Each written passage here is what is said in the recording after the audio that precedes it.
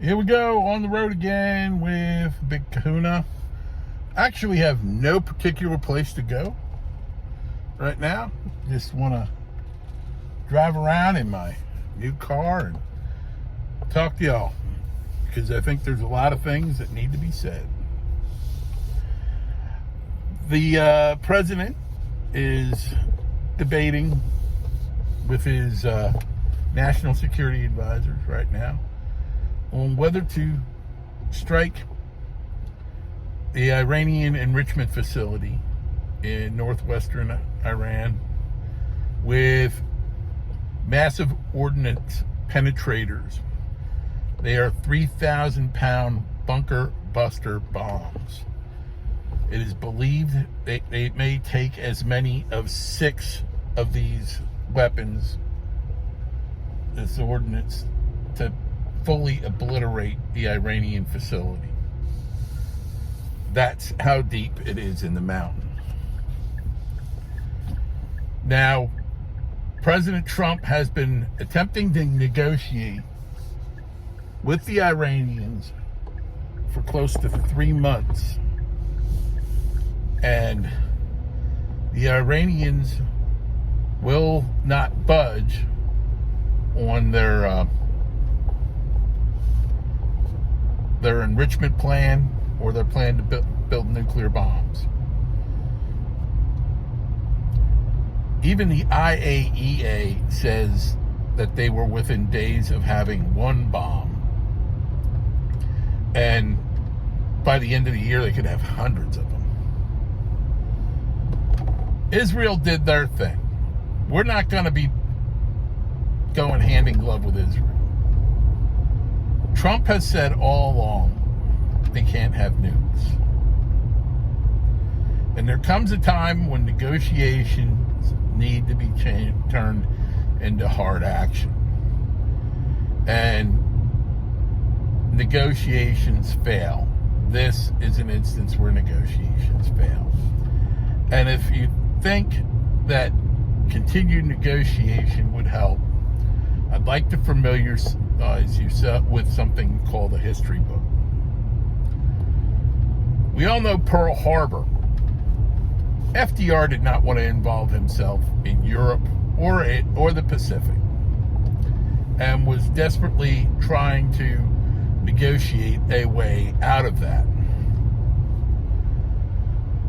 On December 7th, 1941, the Japanese diplomatic delegation actually had a meeting scheduled with the United States Secretary of State, which they canceled.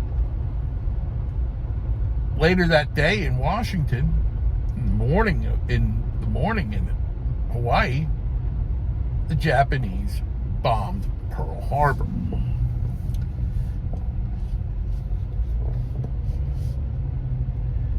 Bill Clinton had an opportunity when he was president, actually more than one opportunity, to kill Osama bin Laden. And if he had, there's a very good chance we would not have had a 9/11.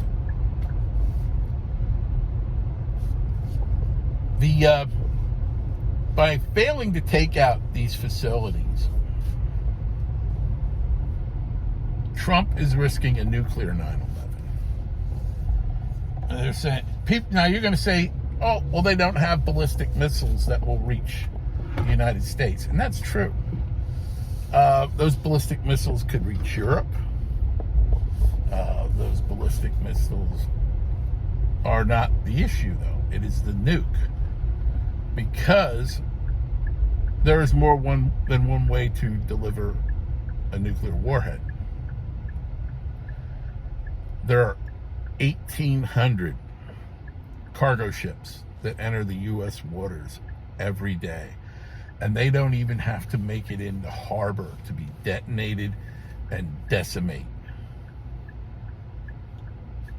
All of New York would be lost if a nuke was detonated, say, the Verrazano Narrows coming into New York.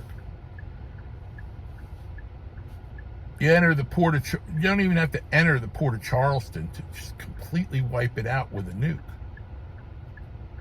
So you have a container ship coming up in the Baltimore harbor. You're going to decimate Baltimore, and you're going to expose our nation's capital to massive amounts of nuclear fallout. And that's just one way that they could deliver a nuclear warhead into our country. That's just one way. There's a lot of other ways, too. I'm not going to get into all the weeds there. But by taking out this facility, we are not engaging in a forever war. We're going in, dropping some mops, and then we're bugging out. And by doing so, prevents a larger war. And there's a lot of people out there that are going to disagree with me. There's a lot of people, that's not what we voted for, no more wars. That's true. But sometimes you got to do something like this to prevent a greater war. Trump is not nuts. He's not nuts. He's going to do this strategic strike to protect Americans. He does not want to kill people. He does not want to wage war. He is against killing the Iranian supreme leader because he knows it'll create nothing but chaos in that country and could actually make things worse. He does not want to, he's not expanding things with the Israelis. He's not fighting their war. He's acting in our interest. Like I said, he does not want people killed.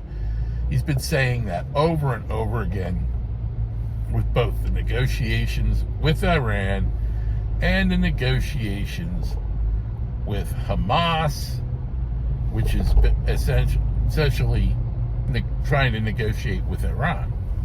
He has been trying to save lives in the Ukraine. You can't make someone listen to you. And his Trump doctrine right here is not entirely dissimilar to Harry Truman's speak softly but carry a large stick. But Trump doesn't speak softly. He speaks plainly and clearly, and he has been making it abundantly clear that Iran could not have a nuke. This is not Iraq. This is not WMD.